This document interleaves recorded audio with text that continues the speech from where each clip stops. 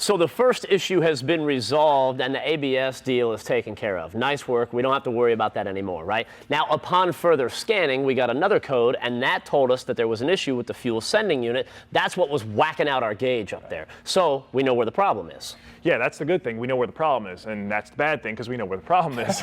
The problem lies inside this fuel tank with that fuel level sender, and it's not easy to get to, as you can imagine. We had to get this whole fuel tank down. It's rather cumbersome. That's why rather than just replacing that fuel level sender, at this point we're going to go ahead and replace the whole fuel pump with the new hanger fuel pump assembly from Delphi. You see, this truck's got over 100,000 miles on it. It's creeping up on 10 years.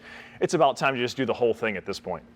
Now, Delphi makes a direct factory replacement for this, so we'll get this ready to go in. And the cool thing is, this particular fuel pump is made with patented Gen 4 turbine pump technology. What that means is, if a small piece of sediment or junk were to get past here and get into the pump, that turbine technology spins it all around, so that little piece of junk will get cast off to the side, and it's like an extra cleaning step for the fuel before it gets sent up to the engine. It also uses less power, so there's less power draw, and it operates under higher pressure, so that's good for quick startups right there. It's like getting an upgraded fuel system for an old truck, really. And you talk about upgrades too, there's a couple other benefits about this pump that are great from Delphi. One is the Packard OE wiring.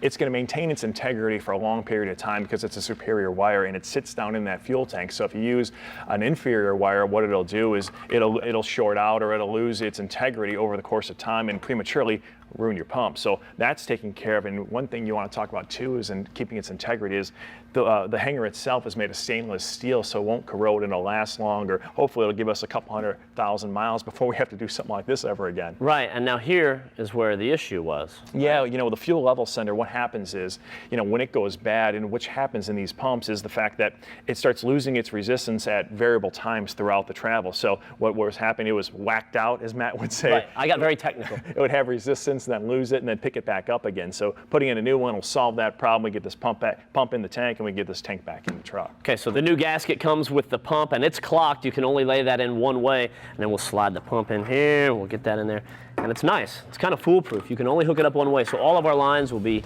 right there. Boom, that's where it needs to be, right?